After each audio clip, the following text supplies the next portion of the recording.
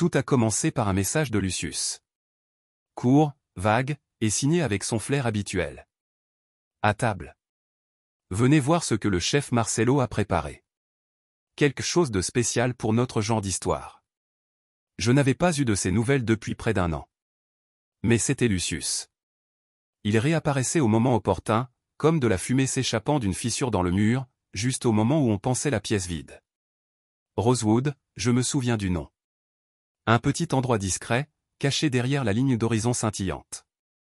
Le genre d'endroit qui ne faisait pas de publicité, qui ne se vantait pas, qui ne publiait pas de photos de plats sur Instagram.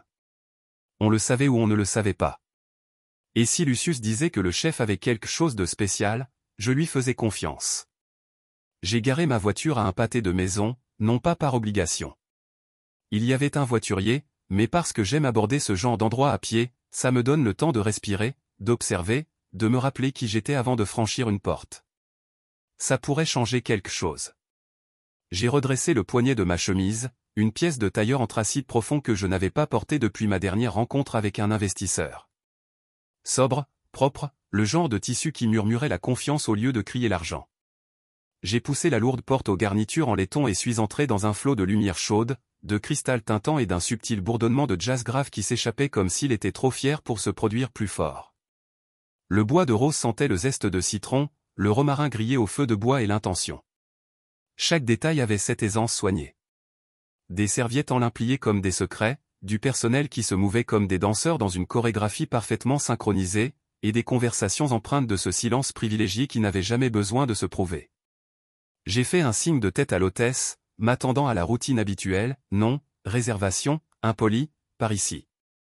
Au lieu de cela, son regard a dérivé vers moi, puis s'est détourné, reconnaissant, une pointe de confusion bien dissimulée.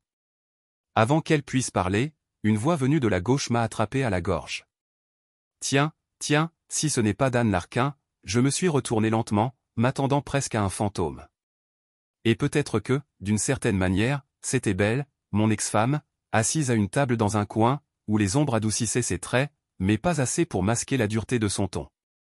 Elle arborait cette expression que j'avais appris à reconnaître au fil des ans, celle qui oscillait entre une curiosité suffisante et quelque chose de plus froid. Elle était toujours belle. Là n'était pas la surprise. La surprise, c'était qu'elle soit ici, à cet endroit, et pas seule. Dominique, son nouveau mari, apparemment. Je ne l'avais jamais rencontré, mais je connaissais le genre. Mince, poli, une mâchoire qui avait probablement son propre agent. Il me regardait avec l'assurance vide de quelqu'un qui pensait déjà tout savoir de moi. Je suis resté là une seconde de trop, non pas par nervosité, juste par calcul, hésitant entre hocher la tête et passer à autre chose ou faire demi-tour et faire comme si je m'étais trompé de restaurant. Mais Brielle pencha la tête, ce sourire narquois de charmeuse de serpent se dessinant sur ses lèvres. Elle se renversa en arrière, un verre de vin entre deux doigts comme s'il faisait partie intégrante de son anatomie. Je ne savais pas qu'on laissait entrer des gens ordinaires à Rosewood, dit-elle d'une voix douce comme du beurre, trop longtemps laissée de côté. C'était bien là, ce ton, une cruauté polie. Je m'en souvenais trop bien. La même voix qu'elle avait utilisée un jour lorsqu'elle avait dit « Pas d'avenir au-delà du canapé, Dan ». J'étais au chômage à l'époque, en difficulté, en train de rêver. Elle était pragmatique, du moins c'est ce qu'elle prétendait. Réaliste. Je disais que c'était de la lâcheté, déguisée en pragmatisme. On n'a pas fait long feu après ça. Dominique ricana doucement comme s'il avait attendu une file d'attente. Il se pencha et murmura quelque chose derrière le bord de son verre. Quelque chose qui fit rire Belle, pas fort, pas gentiment, juste assez pour blesser. Je sentis l'insulte me frôler comme une brise froide se glissant sous le col d'un manteau chaud. Je me retournai pour partir. Pas besoin de dramatiser. Pas besoin de ressusciter le passé comme s'il me devait quelque chose. Mais alors, comme convoqué des replis de la mémoire elle-même, j'entendis une voix que je n'avais pas entendue depuis des années. « Monsieur Larkin », dit le matraé en s'avançant avec une grâce experte et un sourire entendu. « Ravi de vous revoir. Votre table habituelle est prête. » Ma table habituelle. Je clignai des yeux, non pas par surprise, mais parce que j'avais oublié. Lucius, ce salaud sournois. Il avait laissé ses empreintes partout sur ce moment. Je n'avais même pas besoin de regarder pour savoir qu'il avait tout orchestré. J'étais déjà venu ici, bien sûr, avec des clients, des investisseurs, des réunions discrètes autour d'un canard confit et d'un vin plus vieux que la plupart des serveurs, mais jamais avec Belle, jamais avec quelqu'un qui comptait dans ce vieux chapitre de ma vie. Le matraé, sur son badge, indiquait Armando, fit un geste vers la fenêtre. Je le suivis sans dire un mot à Belle ou à Dominique. Mais je sentis leur regard dans mon dos. Cette tension, ce crépitement de prise de conscience qui s'insinuait dans leur petit monde suffisant. Je le sentis en passant devant leur table. Belle dit doucement. « Vous mangez ici. » Je ne répondis pas. Je n'en avais pas besoin. C'est Armando qui répondit. « Oh oui, » dit-il avec un sourire, s'arrêtant juste le temps que le coup frappe. Tous les jeudis, table 7. Le chef Marcelo garde le canard poêlé en rotation, rien que pour lui. Je continuai mon chemin. Je m'assis à la fenêtre, la ville scintillant derrière la vitre comme une couronne de lucioles. Armando posa une serviette en tissu sur mes genoux et me tendit la carte des vins. Je ne la regardais même pas. Il savait ce que j'aimais. Tout dans ce moment était si silencieusement parfait. Il n'y avait pas besoin de crier. Et c'était là toute la différence entre qui j'étais quand Belle me connaissait et qui j'étais devenu. Ce n'était ni un accident, ni une coïncidence. Lucius savait exactement ce qu'il faisait. Et peut-être qu'au fond, moi aussi, quand je n'avais pas envoyé de réponse, parce que certaines choses sont meilleures quand elles arrivent sans invitation. Elle m'a repéré avant que je puisse m'évanouir dans l'instant, avant que je puisse me fondre dans le silence soigné de l'ambiance nocturne de Rosewood. « Tiens, Dan Larkin, dit-elle, sa voix tranchant le léger cliquetis des verres à vin et les conversations chuchotées, comme si elle avait attendu toute sa vie pour interrompre quelque chose de paisible. Je ne savais pas qu'on laissait entrer des gens ordinaires à Rosewood. Ce ton, ce venin poli, la spécialité de Belle, celui-là même qu'elle utilisait quand elle m'avait dit que je ne serais jamais plus qu'un projet prometteur sur un canapé qui s'affaissait sous nos rêves disparates. Je me tournai lentement vers elle, résistant à toute envie naturelle de continuer à marcher, de faire semblant de ne pas l'avoir entendue, de laisser sa voix se fondre dans le bruit des couverts sur la céramique. Mais quelque chose en moi refusait d'être poli ce soir. Plus maintenant. Je ne souris pas vraiment. Je laissais juste ma bouche se courber légèrement, comme si j'avais retrouvé le souvenir qu'elle pensait que j'avais perdu. Sa voix n'avait pas changé. Le même débit faussement soyeux, répété comme un monologue teinté de jugement. J'avais toujours été impressionné par la grâce avec laquelle quelqu'un pouvait vous écraser sous 1000 coupures invisibles. Dominique était à ses côtés, tout en anglais en précision. Et je voyais bien qu'il ne savait pas qui j'étais. Pas vraiment. Mais il en savait assez pour savoir que j'avais de l'importance à cet instant précis. Ne serait-ce que parce que la posture de Belle avait changé. Son dos se raidit comme un corset qu'elle refusait de desserrer. Dominique se pencha vers elle, murmura quelque chose sous le bord de son verre, et elle laissa échapper un rire léger, forcé, nerveux à la limite. Un rire qui disait qu'elle voulait garder le contrôle, mais qu'elle ne savait plus où étaient les freins. J'ai ajusté mes menottes, faisant semblant de ne pas remarquer la façon dont Dominique me jaugeait, mon costume, mes chaussures, la façon dont je ne bronchais pas sous leur regard. À l'époque, quand j'étais avec Belle, ce regard m'aurait anéanti. Il m'avait renvoyé chez moi, remettant en question chaque décision, chaque mot que j'avais prononcé pour ma défense. Mais cet homme était mort. Et l'homme qui se tenait là maintenant, il n'avait pas besoin de la validation d'une table d'inconnus. J'ai commencé à me détourner, prête à rejoindre ma table, à laisser ces retrouvailles gênantes s'installer dans les recoins oubliés de la soirée. Je n'avais aucune intention d'engager la conversation. Pas besoin de faire des allers-retours comme si on était encore en 2014 et que nous étions debout dans notre appartement délabré à nous disputer pour savoir si mes rêves de consultant étaient un projet ou un hobby. J'avais déjà vécu cette version de ma vie. La rediffusion ne m'intéressait pas. Mais soudain, le matraé s'est avancé. Armando, impeccable en costume bleu marine, avait une posture royale. Il se déplaçait comme si la pièce lui appartenait. Et pendant un instant, j'ai envié cette aisance. Il a souri largement en s'approchant et il n'a pas hésité à saluer. Pas de tâtonnement avec une liste ni de recherche de nom. « Monsieur Larkin » a-t-il dit, se projetant juste assez pour que les tables voisines, surtout celles derrière moi, l'entendent.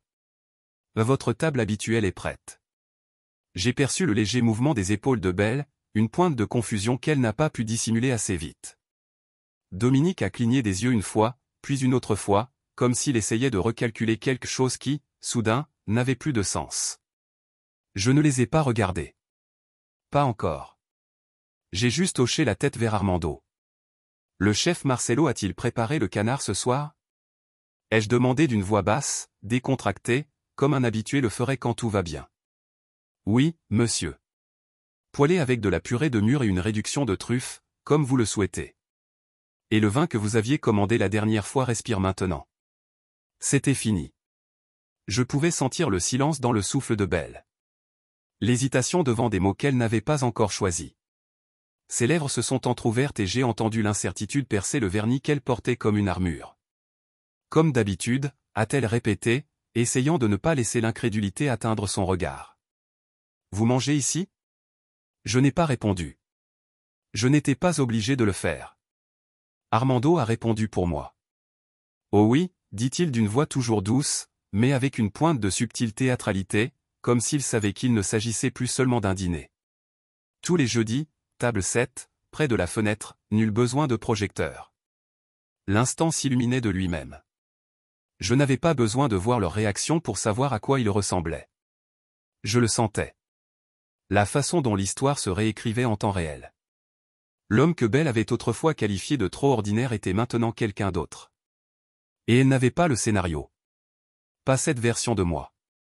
Elle avait mémorisé l'homme qui avait besoin d'encouragement. Qui expliquait trop ses rêves et s'embrouillait avec les additions. Elle ne le reconnaissait pas.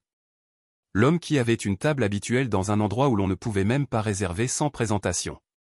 Dominique se pencha de nouveau, et cette fois, son murmure était plus doux. « Est-ce quelqu'un ici ?» Cela me fit presque rire, mais non. Je gardais une expression impassible, indéchiffrable. Je laissai le silence s'éterniser juste assez longtemps pour qu'il se demande à qui il était assis en face, et je me dirigeai vers ma table comme si j'avais parcouru ce chemin des centaines de fois, parce que je l'avais fait, mais jamais sous leurs yeux.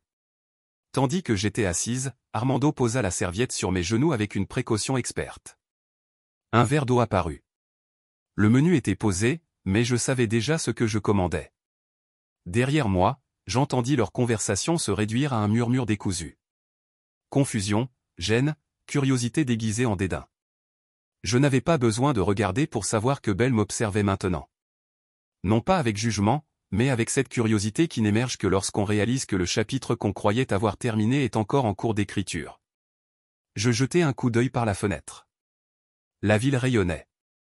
Des reflets dansaient sur les vitres polies des gratte-ciels silencieux.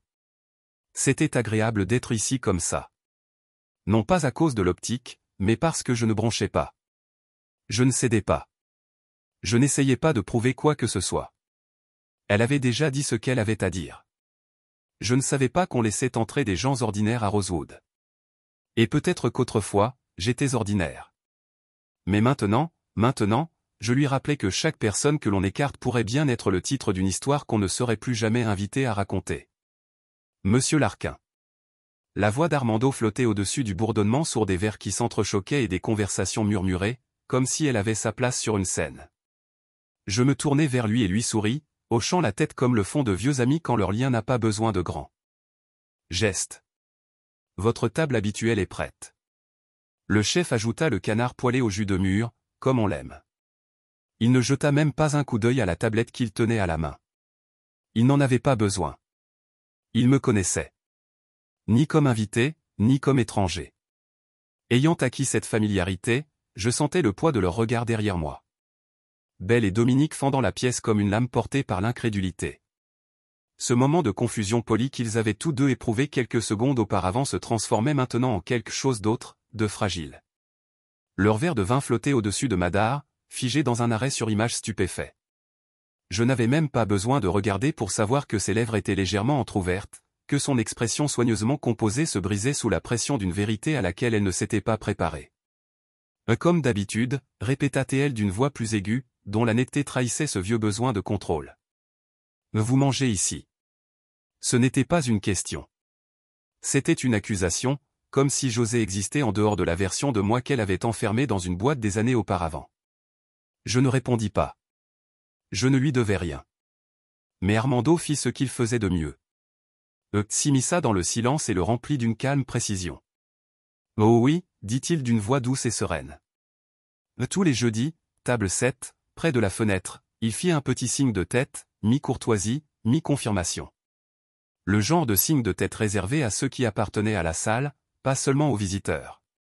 Et puis le silence se brisa.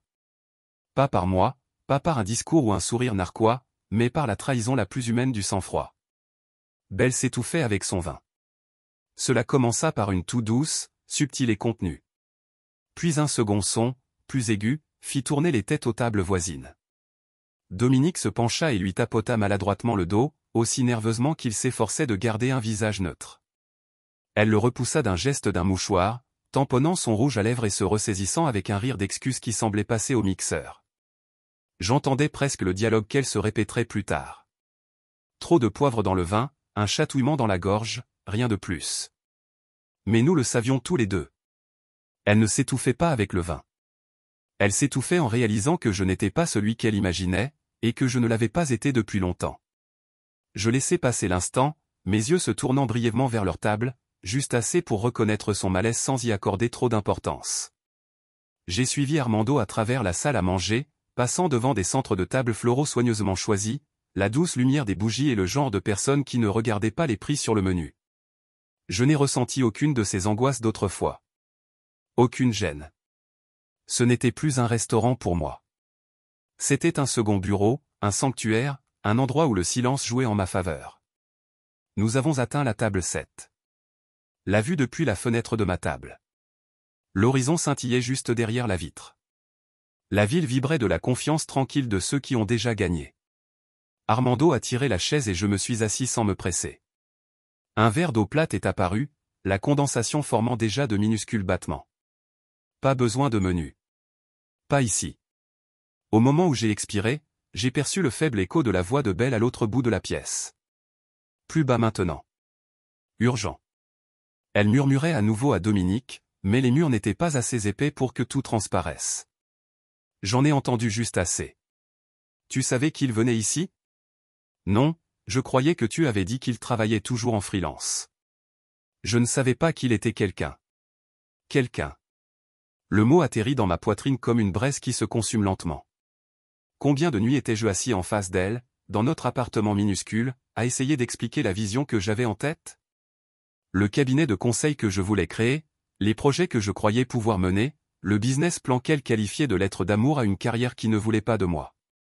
Elle ne croyait pas aux rêves, sauf s'ils étaient certifiés par LinkedIn et assortis d'un salaire fixe.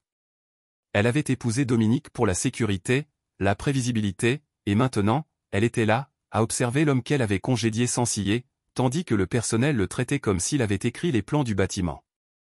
J'ai ajusté le revers de ma veste et me suis adossé.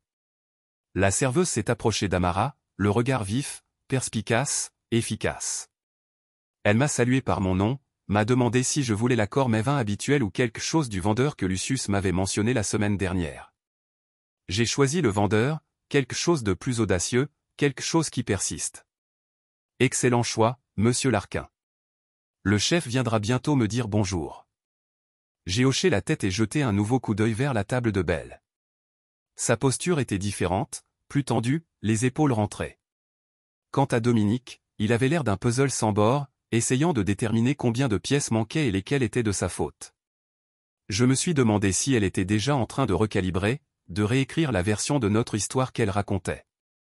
Peut-être étais-je passé de celle qui n'arrivait pas à suivre à celle qui mentait sur son identité. Les gens comme Belle ne pouvaient pas vivre sans récit.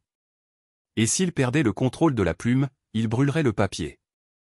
Je n'étais pas en colère. Je ne jubilais pas. En fait, ce que j'ai ressenti m'a le plus surpris, l'indifférence. Pas celle froide qui masque la douleur, mais celle sincère. Celle qui survient quand on réalise enfin que l'opinion de quelqu'un ne pèse plus rien dans la vie qu'on a construite sans lui. Mon canard est arrivé. Peau croustillante, luisante, juste une assiette qui ressemblait plus à de l'arca de la nourriture. J'ai pris une bouchée et j'ai laissé la réduction de mûre trancher avec élégance. C'était parfait, comme la semaine dernière. Et la semaine précédente, cela n'avait rien à voir avec sa présence. C'était le mien avant elle. Le mien toujours. Et tandis que je mangeais, le vin est enfin arrivé. Un rouge pourpre profond s'est versé doucement, laissé respirer en s'ouvrant dans le verre. Je l'ai légèrement soulevé, non pas pour trinquer, mais en guise de reconnaissance du moment. Je n'ai plus regardé leur table, car la vérité était simple. Elle avait connu un homme qui implorait la foi, qui défendait son potentiel comme s'il était mis à l'épreuve.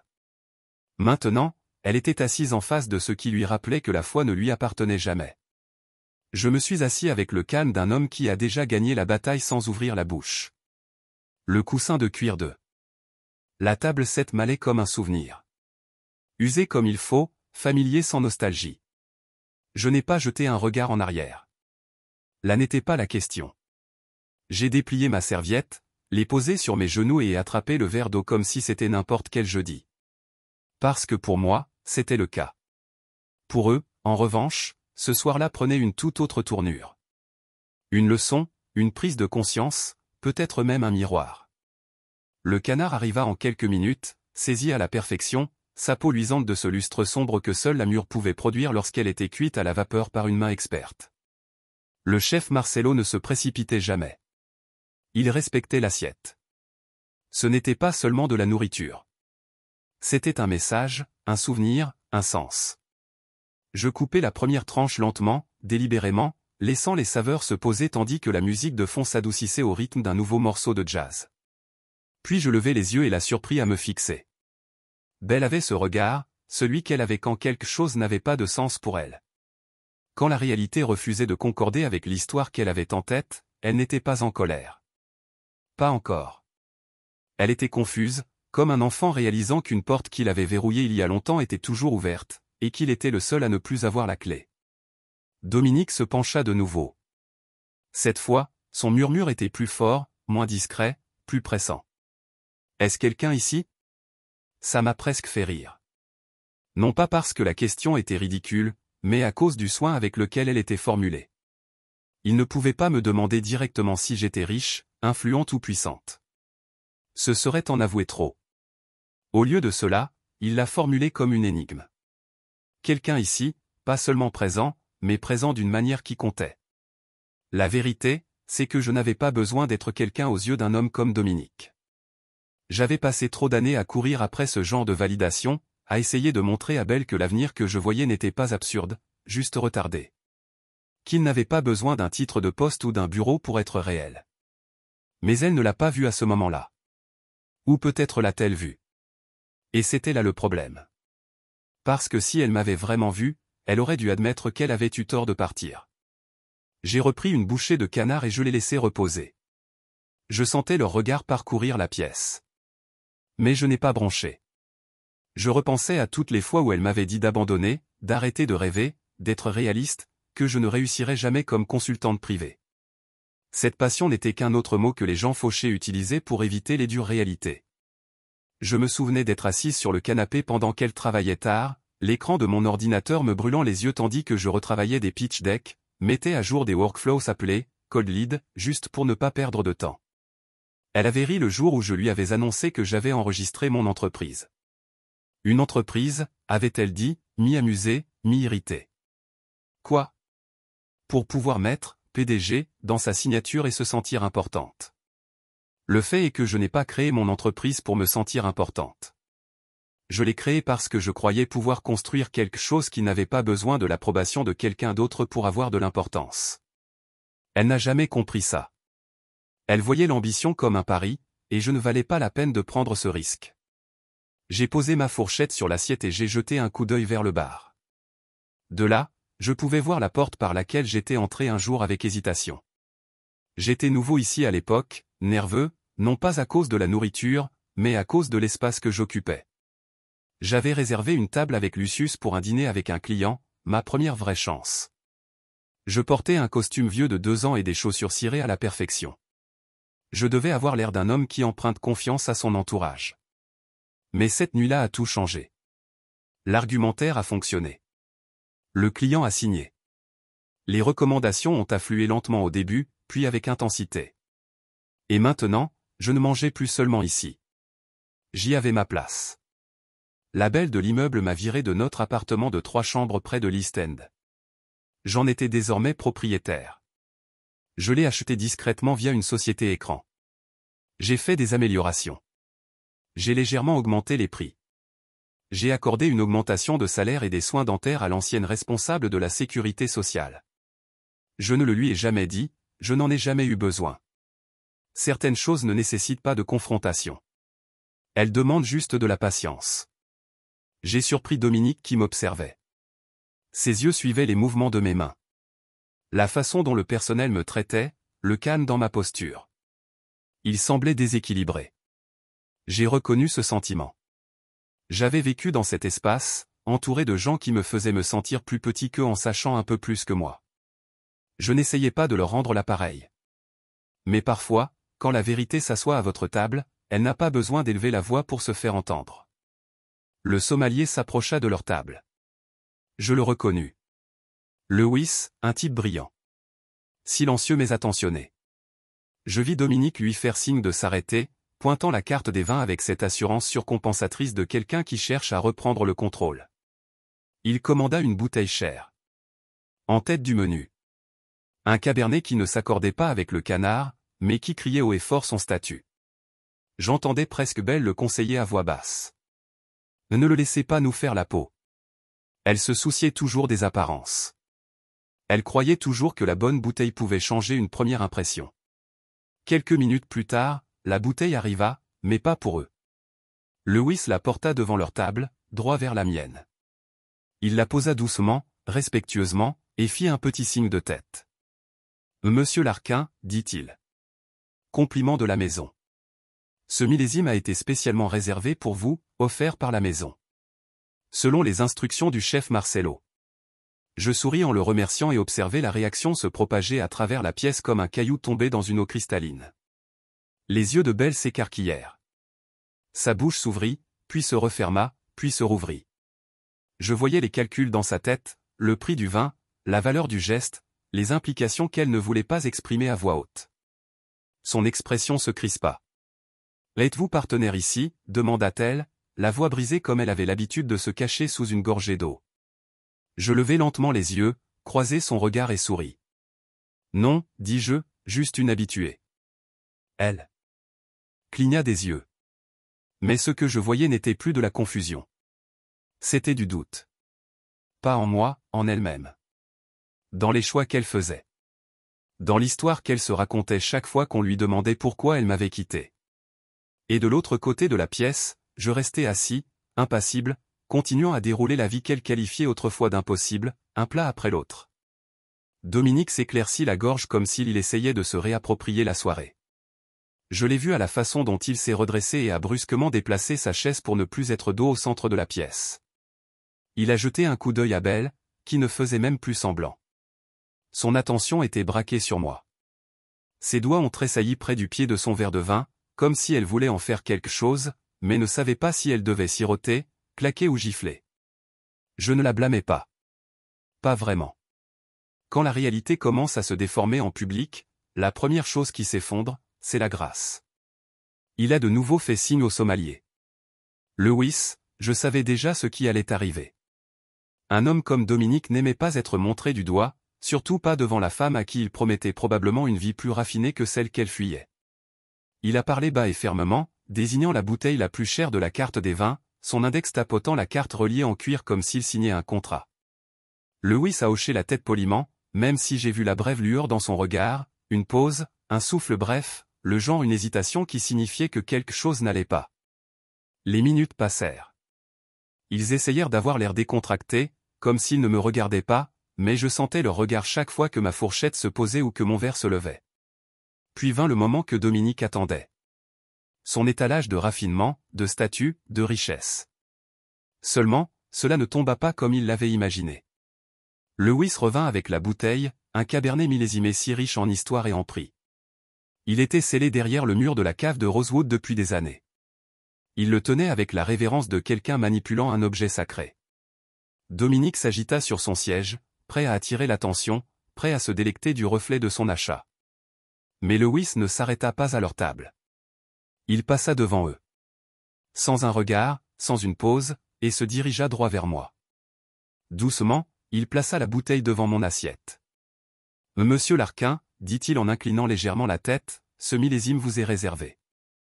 Offert par la maison, selon les instructions du chef Marcello, je ne regardais pas Belle.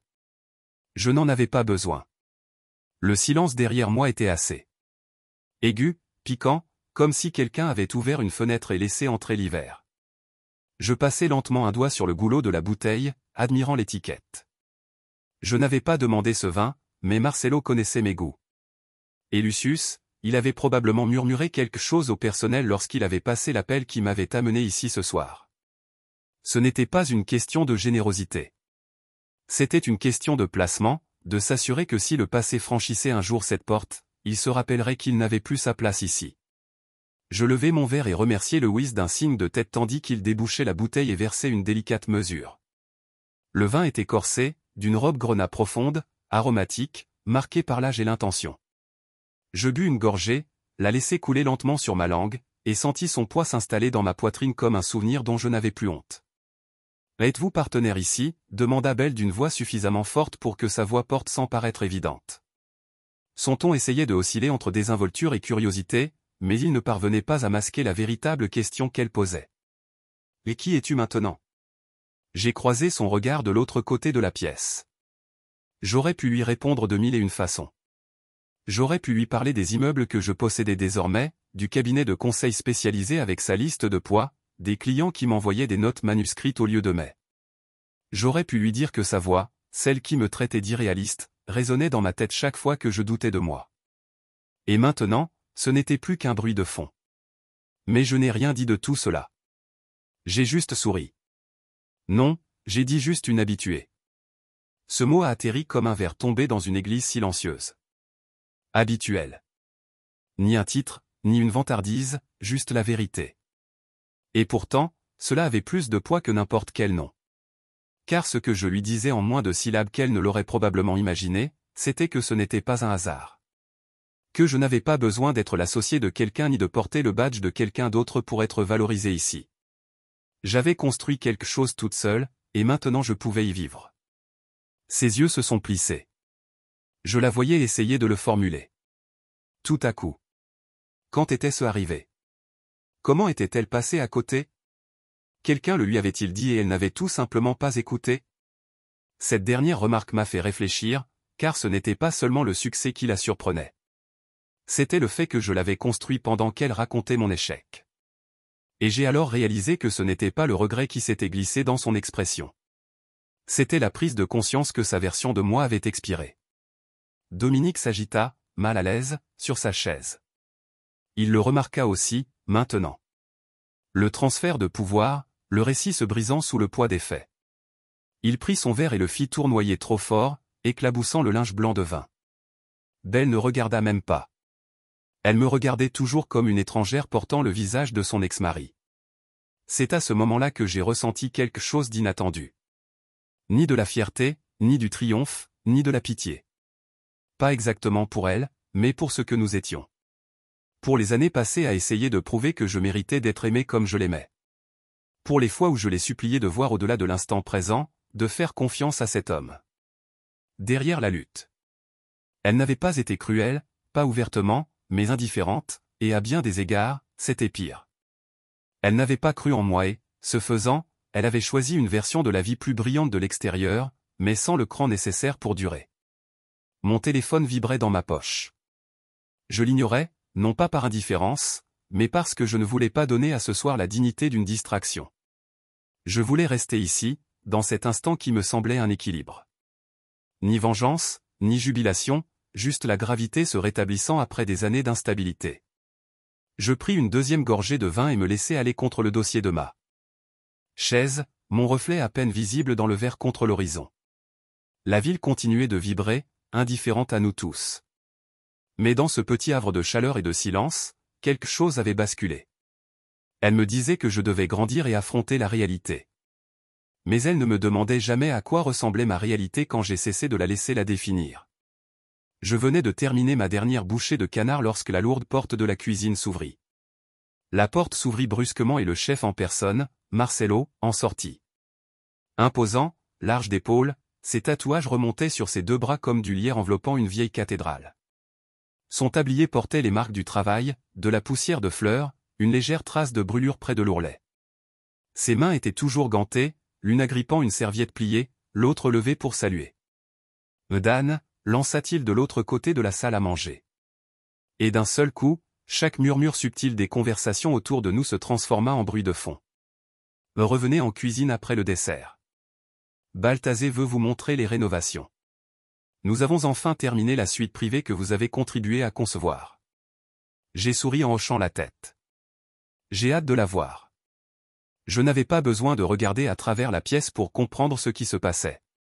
Je la sentais comme la chaleur d'un feu qu'on n'a pas besoin de toucher pour savoir qu'il brûle. Le silence de Belle était plus fort que n'importe quel allaitement. Sa posture s'était raidie et Dominique ne cherchait plus à sauver les apparences. Il essayait juste de suivre. J'imaginais l'échange dans leur box. Le scintillement de ses yeux qui allaient et venaient.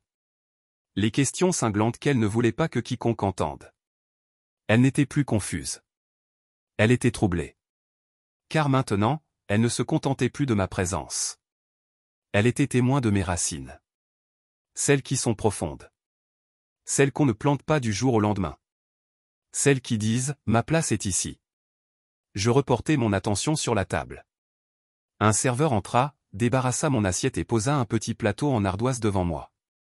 Dessus, une riche tarte au chocolat noir saupoudrée de fleurs de sel, accompagnée d'une crème à la vanille. Une touche finale parfaite. Je le remerciai, avant même que je puisse lever ma fourchette, une seconde assiette apparut. Pas à ma table, mais à la leur. La même tarte, sauf qu'elle ne la commanda pas, je l'ai bien vue grâce au chef, dit le serveur avec un signe de tête poli en direction de leur table. Belle fixait l'assiette comme si elle l'avait insultée. Je la vis la regarder, puis me regarder, puis de nouveau. Je ne fis pas la grimace. Je ne dis rien, mais mon silence eut un autre effet. Il résonna, car elle savait ce qu'elle avait dit des années auparavant. Elle savait exactement ce que cela signifiait. C'était un soir comme celui-ci, dans un restaurant bien moins raffiné, qu'elle s'était moquée de mes goûts. « Toi et ta cuisine hors de prix », dit-elle en sirotant un rouge bon marché. « Mais tu n'es pas comme eux, Dan. Tu penses que le canard alioli à la lavande te rend intéressant. » Elle plaisantait à moitié. Du moins, c'est ce que je pensais. Mais son ton était plus tranchant que jamais. Son ton avait toujours le don de déteindre sur les choses qui m'importaient. Comme si mes intérêts étaient des costumes que je portais, et non des aspects de ma vraie nature. À l'époque, j'avais simplement hoché la tête. Laissez tomber. Je pensais que l'amour était synonyme de compromis. Je pensais qu'elle finirait par changer d'avis. Des années plus tard, elle était assise dans le genre d'endroit où elle levait les yeux au ciel, se faisant servir la nourriture qu'elle dénigrait autrefois par des gens qui connaissaient mon nom mieux qu'elle. J'ai pris une bouchée de cette tarte, à la fois amère et sucrée, en parfaite harmonie. J'ai posé ma fourchette délicatement, croisé les mains et me suis rassis. C'est alors que je l'ai vue lever lentement sa fourchette, comme si elle se demandait si l'orgueil ou la curiosité l'emporterait. Elle y a goûté, juste une petite bouchée. Puis elle en a pris une autre, et je l'ai vue. Ce regard réticent de quelqu'un qui réalise que ce dont il se moquait était en fait meilleur qu'il ne l'imaginait. C'était l'orgueil qui se ravalait. En public, elle s'est penchée vers Dominique et a dit quelque chose, les lèvres pincées. Il n'a pas répondu, se contentant de fixer son assiette presque intacte. L'illusion qu'il avait apportée s'était dissipée comme du sucre dans du thé chaud. Plus besoin de faire semblant. Lorsque le serveur est revenu me voir, il s'est arrêté et s'est tourné vers leur table. « Voulez-vous autre chose, monsieur Larquin ?» Ce n'était pas une erreur. Il l'avait dit exprès près d'eux. Pas pour le drame, pas pour la performance, juste parce que c'était comme ça qu'il le disait toujours. Le respect faisait partie de la routine ici. Et dans cette simple question, si banale, si répétée, il y avait 1000 choses que Belle ne m'avait jamais dites, jamais vues en moi. Non, merci. J'ai dit, c'était parfait. Les chefs reviennent dans 5 minutes, ajouta le serveur. Marcelo veut votre avis sur les nouvelles textures de pâtisserie. Ils ont utilisé vos notes originales. Mes notes originales. Belle cligna des yeux à ces mots. Je pouvais presque voir les questions se former comme de la buée sur un miroir. Il donnait son avis sur un menu. Elle me voyait comme le type qui n'arrivait pas à garder son emploi, qui parlait trop d'idées et n'obtenait jamais les résultats escomptés. Elle n'avait jamais vu l'homme assis en cuisine après les heures de travail à esquisser des profils de saveurs, à suggérer des ajustements, à aider un jeune chef nommé Balthazé à trouver son rythme. Elle ne s'était jamais souciée de voir ce côté de moi. J'étais juste Anne, la rêveuse, l'enthousiaste, l'homme qui n'avait rien à montrer. Et maintenant, elle était assise dans un restaurant façonné par mes empreintes digitales. Je me suis servi le reste du vin. Je l'ai laissé respirer.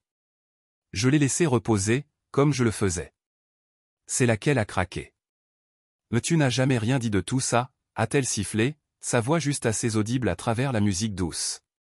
Pas une seule fois. Même pas quand nous étions là, elle s'est arrêtée. Sa phrase s'est effondrée au milieu. Comme si même sa mémoire refusait de coopérer. Je me suis alors tourné vers elle juste assez. C'est parce que, dis-je doucement, tu as cessé de m'écouter bien avant que j'aie quoi que ce soit à dire.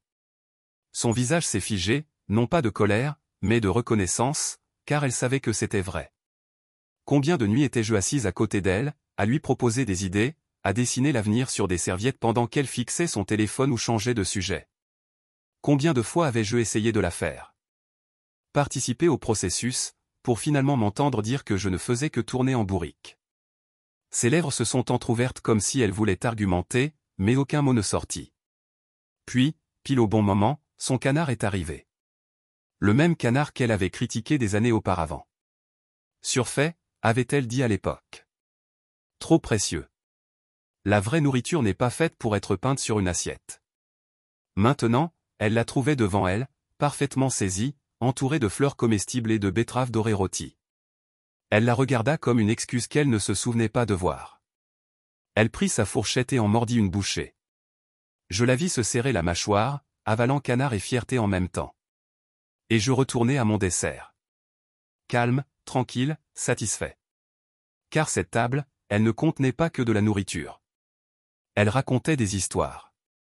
Et ce soir, elle en racontait une qu'elle n'avait plus l'occasion de raconter. Je restai assis là plus longtemps que nécessaire, laissant le poids de la soirée s'étendre sur la nappe en lin comme les dernières lueurs du crépuscule.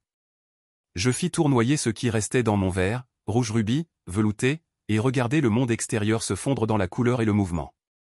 À l'intérieur, l'air était plus chaud, plus ancré. Et tandis que je m'adossais à ma chaise, je sentais encore son regard posé sur moi. Belle n'avait pas cessé de me regarder. Elle n'avait pas touché Dominique depuis 15 minutes. C'est ce qui, plus que tout, m'a tout dit. On croit ressentir quelque chose quand la balance s'équilibrera enfin. On imagine ce moment de triomphe, de renversement, où ceux qui doutaient de vous restent assis, stupéfaits, muets, étouffés par leur propre certitude. Mais ce n'est pas comme ça que ça se passe. Pas vraiment. Ce qu'on ressent n'est pas une victoire. C'est de la lucidité. C'est la soudaine et aiguë prise de conscience qu'on a dépassé la guerre qui, selon vous, nous définirait. Elle avait passé la majeure partie de notre mariage à essayer de caser mon ambition dans un cadre plus restreint, qu'elle pouvait gérer, qui ne l'effrayait pas. On ne peut pas poursuivre tous les rêves, Dan. Elle disait, sois intelligent. Sois stable. Mais elle ne voulait pas dire intelligent. Elle voulait dire petit. Elle voulait dire sûr. Et j'ai essayé d'être Dieu. J'ai essayé. J'ai accepté des boulots que je détestais. Des petits boulots qui payaient les factures et rien d'autre. J'ai souri pendant des interviews où je me comportais comme un simple boute-en-train et j'ai ravalé ma fierté plus de fois que je ne voudrais m'en souvenir. Tout ça pour prouver que je pouvais être l'homme qu'elle désirait. Mais je n'étais pas fait pour être cet homme. Et assis là, à la regarder fouiller les ruines de ces vieilles suppositions, j'ai senti une étrange s'insinuer en moi. Ni de la colère, ni de la vengeance, peut-être de la pitié, ou quelque chose qui s'en rapproche.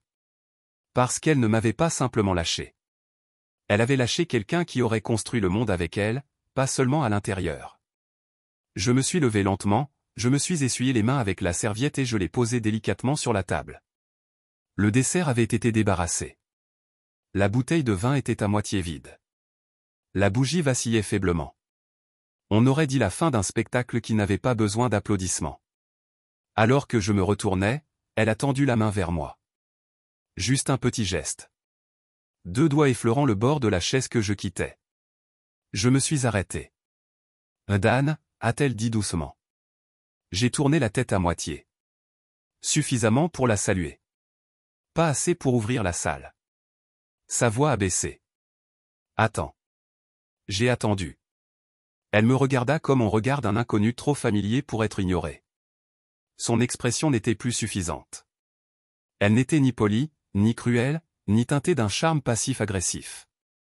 Elle était crue. Honnête pour une fois, comme si tout ce qu'elle avait répété s'était évaporé, et qu'il ne lui restait que le réel. « Mais tu as l'air différente, dit-elle. Je ne répondis pas tout de suite. Je la laissai s'asseoir dans ce silence un instant, puis un autre. Finalement, je hochai la tête. Voilà ce qui arrive, dis-je, quand on arrête de traîner les ancres. Ses lèvres s'entr'ouvrirent, mais je ne restai pas pour voir la suite se dérouler. Je me dirigeai vers les portes de la cuisine, vers Marcelo et Balthazar dans le bourdonnement du travail, laissant derrière moi la scène comme un acteur quittant la scène pour un monologue en plein milieu de la soirée. Je n'avais pas besoin d'entendre le murmure de Dominique ni son explication. Je n'avais pas besoin de la voir essayer de se reprendre. J'avais déjà entendu la seule réplique qui comptait. « Tu as l'air différente. » Parce qu'elle ne parlait pas seulement de physique. Elle voulait tout dire. L'homme qu'elle avait laissé derrière elle était un projet en cours de réalisation. Un plan. Une version à moitié écrite et à peine debout. Mais cet homme, cette version de moi, il ne courait plus après le potentiel. Il était là. De retour dans la cuisine, Marcelo était penché sur un long comptoir en inox, désignant d'un geste un jeune pâtissier aux yeux brillants et aux doigts poudrés. Une odeur de cardamome et de lemon curde emplissait l'air. Je suis entré et ils ont tous deux levé les yeux. Ah, notre consultant en saveur. Marcelo a souri. Allez, allez. Il faut que tu goûtes le toué au safran. Dotazé a ajouté une touche de sésame comme tu l'as mentionné le mois dernier. J'ai souri et j'ai pris l'assiette offerte, en ai cassé un petit morceau et l'ai laissé reposer sur ma langue. C'était audacieux, complexe, juste un peu sauvage, comme quelque chose qui ne devrait pas fonctionner tant que ce n'est pas le cas. Mieux, ai-je dit en désignant Balthazar d'un signe de tête. Mais garde le sésame bien ancré. Fais-le griller plus longtemps. Il rayonnait. Jeune, affamé, le genre d'enfant que j'étais avant que le monde ne m'apprenne à baisser la voix dans la pièce, avant d'apprendre à survivre à la sous-estimation. Lucius apparut près de la porte de derrière, les bras croisés, sirotant un expresso comme s'il était maître de la soirée. C'est probablement le cas. Ton ex avait l'air d'avoir vu un fantôme, dit-il d'un ton détaché. Plutôt un miroir, répondis-je. Il rit. Tu as toujours eu un don pour les mots. Je haussai les épaules. Pas vraiment. J'ai enfin arrêté de m'expliquer à ceux qui ne m'écoutaient pas. Marcelo m'a tapé dans le dos. Tu viens au lancement la semaine prochaine? Je ne raterai pas ça. Il est retourné à sa cuisine et Balthazé s'est lancé dans une nouvelle idée. Je les ai observés un instant, me sentant plus à l'aise dans ce chaos chaleureux que dans le silence poli dont Belle avait tant besoin. Lucius a incliné la tête vers la salle à manger. Tu retournes dehors? Je ne suis pas obligé, mais tu en as envie? J'y ai réfléchi, puis j'ai hoché la tête, car une partie de moi le voulait. Pas pour le drame, pas pour la validation, mais pour tourner la page. Je suis ressorti lentement, pénétrant dans la lueur de la salle à manger comme si je revenais d'un endroit plus profond qu'une cuisine. Leur table était silencieuse maintenant. L'énergie a changé. Dominique avait l'air fatigué, confus, le genre d'homme qui comprend trop tard que le statut ne protège pas du second choix. Belle tenait son sac à main comme si elle hésitait entre rester ou fuir. L'addition est arrivée. Armando me l'a apporté, poli, d'une démarche aussi fluide. Comme toujours. Il la présenta non pas à eux, mais à moi. C'est déjà réglé, monsieur Larquin, dit-il. C'est votre addition, après tout. Belle cligna des yeux. Attendez, quoi? Dominique se pencha en avant. Vous avez payé pour nous? Je les regardai tous les deux et dis, non, vous avez mangé à ma table. Je payais simplement la place. Elle me fixa comme si elle venait de réaliser à quel point j'étais loin. Pas en distance, en temps. En croissance, en place, elle se tenait debout. Dominique aussi, mais il ne lui prit pas la main. Belle ouvrit la bouche, cherchant quelque chose à dire. Un merci, des excuses, une supplication. Je ne le saurai jamais, car je ne lui ai pas donné la parole cette fois. Je me retournai, adressai un signe de tête à Armando et me dirigeai vers la sortie. C'était fini. Le peu de fil qui restait entre nous, malgré la peur, s'était rompue doucement ce soir-là sous la pression de la vérité. Pas avec un fracas, pas avec un cri, juste un simple déclic de conscience. Elle n'avait plus sa place à ma table. Elle ne l'avait jamais vraiment fait. Et moi, je n'étais pas l'homme qu'elle avait laissé partir. J'étais l'homme qu'elle n'avait jamais vu venir. La porte de la cuisine claqua derrière moi, étouffant le bruit du service d'une manière qui semblait définitive. Les dernières assiettes s'entrechoquaient dans le rayon vaisselle. Les rires du couloir où le personnel prenait sa pause se mêlaient au tintement aigu des couverts qu'on triait. Mais même ici, où la chaleur persistait sur le carrelage et où le péché du sucre brûlé, du basilic et de l'ambition planait dans l'air, je sentais encore l'écho de sa voix me suivre comme un fantôme aux affaires inachevées. Je ne me retournais pas. Je n'en avais pas besoin. Elle ne pouvait rien dire de plus qui puisse changer ce que cette soirée avait déjà clarifié. Le chef Marcelo m'attendait près de la chambre froide, un plan dans une main, un verre de Lemonello bien frais dans l'autre. Il me le tendit sans un mot. Pas de toast, pas de félicitations, juste une entente entre hommes qui avaient construit quelque chose qui n'avait pas besoin d'être expliqué. Elle regarda, tuée comme elle ne se souvenait plus comment tu lui as filé entre les doigts, dit-il en pliant le plan et en le glissant sous son bras. Elle ne m'a jamais tenu assez longtemps pour savoir ce qu'elle avait, répondis-je. Il grogna, approbateur, et me fit signe de le suivre. Nous traversâmes les 3 couloirs qui menaient à la suite rénovée, celle que j'avais contribué à concevoir pour les dégustations d'élite de Rosewood. Un espace privé, isolé du chaos organisé du restaurant où les accords se signaient, les secrets se révélaient et où les fortunes tournaient souvent en une seule soirée. Ça sentait le cuir, le cèdre et l'huile d'agrumes, un espace propre et masculin avec de longs rideaux de velours, un éclairage discret et une table en acajou sur mesure en son centre, commandée à un artisan local que j'avais autrefois encadré. Marcelo tapota le mur où un nouveau casier à vin climatisé avait été installé. « On appelle ça le coffre, dit-il. Personne ne touche à cette sélection, sauf toi, Lucius et moi. » J'acquiesçai. « C'est parfait. Tu es doué pour ça, ajouta-t-il. Pas seulement le travail, l'espace, l'ambiance. J'ai appris il y a longtemps que si la pièce ne vous respecte pas, changez-la ou construisez-en une nouvelle. Exactement. Il m'a laissé là, me laissant parcourir la pièce seule. J'avançai lentement, faisant glisser mes doigts sur le bord de la table, mon reflet flou dans la vitrine du casier à vin. Ce n'était pas là où l'ancien moi s'était imaginé. Bon sang, même la version de moi que Belle avait épousée n'aurait pas cru à cet avenir. À l'époque, j'étais un homme essayant de prouver qu'il avait sa place dans des pièces comme celle-ci. Maintenant, plus que je n'y étais, je les façonnais. Je sortis de la suite et retournai à la cuisine où Balthazar préparait son dernier essai de dessert. Il leva les yeux à mon passage. « Bon travail ce soir, lui dis-je. Laisse le safran reposer plus longtemps la prochaine fois et remplace la feuille de menthe par du basilic. C'est du rock. » Son sourire s'étira jusqu'aux oreilles. « Tu as compris. » Lucius réapparut près du col, m'observant comme un homme qui aurait vu l'arche se déployer de loin. Il ne dit rien jusqu'à ce que nous sortions dans l'allée derrière Rosewood, où l'air du soir était plus frais, plus calme, imprégné du parfum de la pluie qui n'était pas encore tombée. « C'est différent, non ?» demanda-t-il. « Qu'est-ce que ce silence ?» Je le regardai. Il n'avait pas tort. Pendant des années, le silence était synonyme d'échec. C'était l'attente d'une réponse qui n'arrivait jamais. Un email restait sans réponse. Un argumentaire qui s'éteignait avant que quiconque ne se soucie de l'entendre. À l'époque où j'étais avec Belle, le silence était un ennemi. Quelque chose qui nourrissait le doute. Le silence entre 2 boulots, la pause entre les paix, les longues nuits à me demander si mon rêve n'était qu'un bruit que moi seul pouvais entendre. Mais maintenant, le silence semblait mérité. C'était le silence des choses qui se mettaient en place.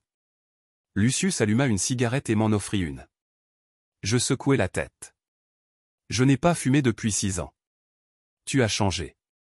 C'est ce qu'on me répète sans cesse. Elle ne savait pas à qui elle était assise. Moi non plus, dis-je. Pas complètement. Jusqu'à ce soir. Il expira un filet de fumée vers le ciel, le regardant se dissiper. Elle le sait maintenant. Je ne pense pas que cela ait plus d'importance. Il ne protesta pas. Je consultai mon téléphone pour la première fois de la soirée. Quelques appels manquaient de clients. Un de mon neveu Miles. Il me demandait si je venais toujours à sa présentation de business plan la semaine prochaine. Je souris. De tout ce que j'avais bâti, le conseiller me semblait le plus solide. Non pas parce que c'était un héritage, mais parce que c'était une croissance transmise sans égaux. Lucius et moi retournâmes à l'intérieur, et je me dirigeai à nouveau vers le rez-de-chaussée. La foule s'était éclaircie. Quelques couples attardés se blottirent dans les coins. Les serveurs remettaient les tables en place pour demain. Ma table avait déjà été débarrassée, nettoyée, remise à sa place. Mais de l'autre côté de la salle, Belle et Dominique étaient toujours là, toujours assis. Le vin avait disparu. Le brouhaha de la ville était plus doux lorsqu'on sortait d'un endroit comme Rosewood. C'était comme passer d'un monde à un autre, où le bruit n'était pas seulement celui de la circulation ou des klaxons nocturnes, mais l'exhalaison silencieuse de tout ce que l'on portait en soi. L'air portait le parfum d'une ancienne ambition, de ce que je devais être pour survivre à ces premières années. Et maintenant, il portait quelque chose de complètement différent. L'arrière-goût d'une nuit où tous les non-dits avaient enfin parlé d'eux-mêmes. Mais alors que je faisais quelques pas sur le trottoir, quelque chose me fit marquer une pause. Ni pour Belle, ni pour Dominique, ni pour moi-même. Je me retournai lentement, comme on fait le tour pour s'assurer que la porte qu'on a fermée ne s'ouvre pas à nouveau derrière soi. Je n'avais pas peur que cela se produise. Je voulais juste la voir. Sentir le poids de la scène finale, les deux pieds plantés à travers la vitre. Je les voyais toujours assis. Belle se pencha en avant sur la table, les coudes pliés, les mains jointes comme pour se stabiliser. Dominique semblait scruter, la mâchoire serrée, les épaules tendues.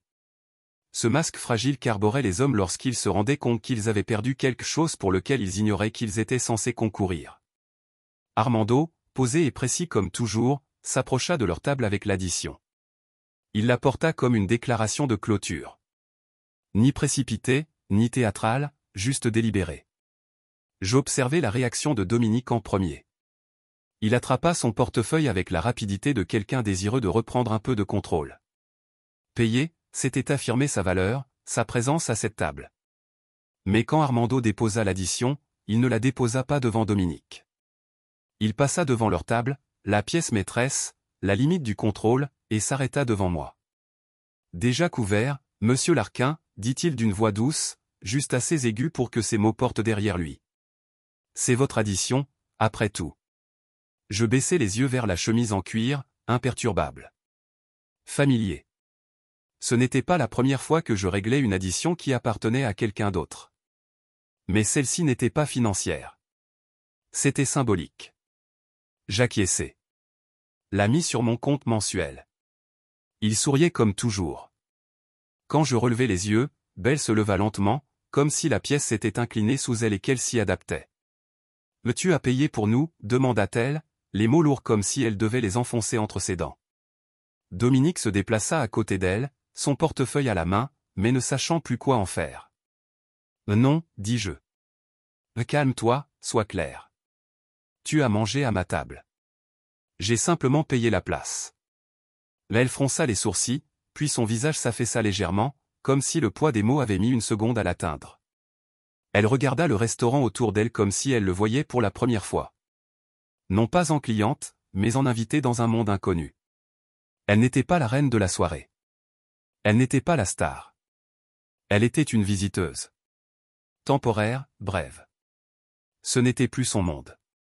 C'était le mien, et ça l'avait toujours été. Bien avant qu'elle ne réalise qu'elle ne pouvait pas réécrire la fin. J'ai pris mon temps pour revenir. Pas pour rester, juste pour finir. Ses mains tremblaient encore quand je me suis approché. Pas visiblement, pas comme de la peur, plutôt comme une confusion qui se déroulait sous sa peau. Je la sentais dans l'air, tendue et électrique. Elle leva les yeux vers moi et la femme qui m'avait dit un jour que j'étais trop émotive pour diriger quoi que ce soit de plus grand qu'un petit projet se tenait maintenant dans une pièce où je ne me contentais pas de diriger. J'étais curatrice. Je ne savais pas. Elle a dit tout ça. J'ai hoché la tête. Je sais. Enfin. Tu étais si différent quand on était ensemble. Non, ai-je répondu d'un ton ferme. J'étais le même. Tu n'y avais juste pas regardé d'assez près. Ça a fonctionné. Je l'ai vu. Elle n'a pas protesté. Dominique s'est éclairci la gorge et a murmuré quelque chose. Peut-être à elle, peut-être à lui-même. Je n'en ai pas tenu compte. Sa voix n'avait rien à voir avec cette histoire. Il était la note de bas de page d'un chapitre qu'il n'avait pas mérité. J'ai toujours pensé que tu avais besoin de moi pour garder les pieds sur terre, a-t-elle dit. Sa voix n'était plus aussi sèche. Elle était faible, comme quelqu'un qui réalise que le miroir ment. Que tu finirais par t'épuiser. Oui, si, ai-je dit plusieurs fois. Elle a cligné des yeux. Mais je n'avais pas besoin de m'ancrer, ai-je ajouté. J'avais besoin d'espace et de temps. Et de quelqu'un qui ne mesure pas ma valeur à la rapidité de mes réussites. Elle a dégluti difficilement. Tu ne m'as jamais laissé inachevé. C'était ça. La vérité qu'elle n'avait jamais voulu entendre pendant notre mariage. La vérité que je n'avais jamais eu le courage de dire à l'époque. J'étais encore en train d'apprendre quand nous étions ensemble. Encore en train de construire, encore en train de créer. Sens de mon propre plan. Et elle voulait le produit final avant même que le fond de teint ne soit sec. Maintenant, elle se tenait en face de la version de moi qu'elle n'avait jamais attendue. Et je l'ai vu partout sur son visage. Le genre de regret qui ne fait pas rage. Il persiste, silencieux, au coin de la gorge. Chaque fois que quelqu'un mentionne un nom qu'on connaissait. Tu as déjà pensé à ce qui serait arrivé si elle avait commencé? Mais j'ai levé la main. Non, j'ai dit parce que j'ai arrêté de vivre dans l'hypothétique au moment où tu as abandonné le réel. Elle a tressailli. Puis, lentement, elle a hoché la tête comme si elle comprenait, comme si c'était peut-être la première fois qu'elle comprenait vraiment. Dominique a remis son portefeuille dans sa veste. Bon, on devrait y aller, a-t-il marmonné. Elle n'a pas bougé. Elle fixait la table maintenant, l'assiette vide, les verres à vin, le dessert intact. Elle regardait tout ça comme si c'était préparé pour quelqu'un d'autre parce que c'était, tu sais, dit-elle, en train de revenir à mi-chemin vers mon propre chemin. Il y a une longue liste d'attente pour cet endroit maintenant. Des mois à l'avance. Elle a levé les yeux. J'ai entendu dire que tu avais essayé de réserver une table ici une fois. Ses yeux s'écarquillèrent. Comment ça?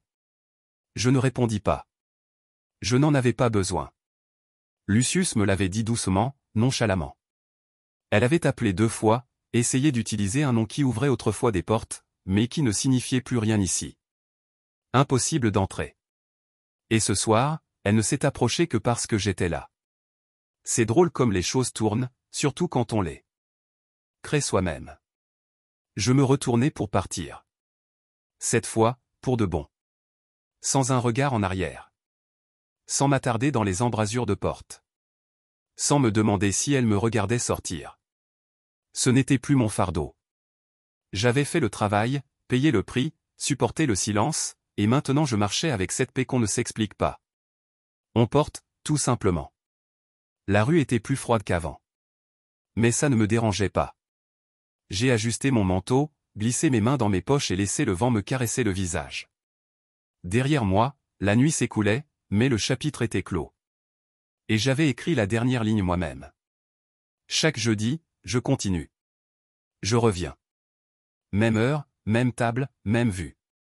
Le personnel n'a pas besoin de mon nom. Ils n'ont pas besoin de me demander si je dînerai seul ou ce que je souhaite boire. Ils le savent déjà. Ce n'est pas une simple routine, c'est un rituel. Une sorte de communion silencieuse entre moi et la version de moi-même qui s'asseyait ici, espérant que quelque chose finirait par prendre racine. Maintenant, je suis assis ici, en pleine floraison. Table 7, près de la fenêtre. Toujours réservé. Pas officiellement, pas sur le papier, mais c'est entendu, tacite, le mien.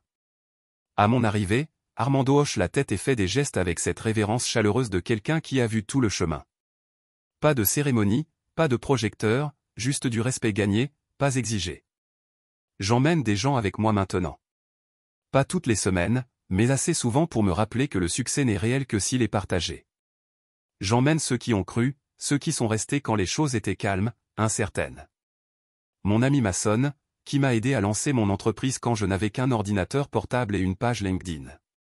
Mon client devenu confiant, Adrien, qui elle m'a confié l'héritage familial et m'a appris que le conseil, c'est plus que de la réparation. Il s'agit de traduire une vision en valeur. Mon neveu Miles, l'œil vif et plus courageux que je ne l'ai jamais été à son âge, qui griffonne des business plans et des carnets et croit que tout est possible. Je le laisse toujours commander le dessert en premier. Le personnel l'adore. On lui apporte des plats qui ne sont pas au menu. Balthazar a même baptisé une Sule en son honneur le mois dernier. Miles aurait presque pleuré. Je lui ai dit que le vrai pouvoir ne réside pas dans le nombre de personnes qui vous servent, mais dans le nombre de personnes que vous inspirez. Il apprend, observe, pose de bonnes questions. Jeudi dernier, il m'a demandé, « Oncle Dan, pourquoi t'assois-tu toujours à la même table ?» J'ai souri. Parce que cette table, lui ai-je dit, me rappelle qui je suis devenu quand personne d'autre ne regardait. Il ne l'a pas compris au début, mais je sentais que ça avait atterri quelque part en lui. Ça refait surface plus tard, peut-être des années plus tard, quand il en aurait le plus besoin. Je me souviens du temps que mettent certaines vérités à fermenter. Je trinque, parfois. En silence, pas toujours avec du vin, parfois avec du café, du thé, de l'eau. Je lève mon verre vers l'horizon et salue d'un léger hochement de tête le silence qui m'a soutenu quand les applaudissements ne sont jamais venus. Je trinque aux vieux échecs devenus des fondations.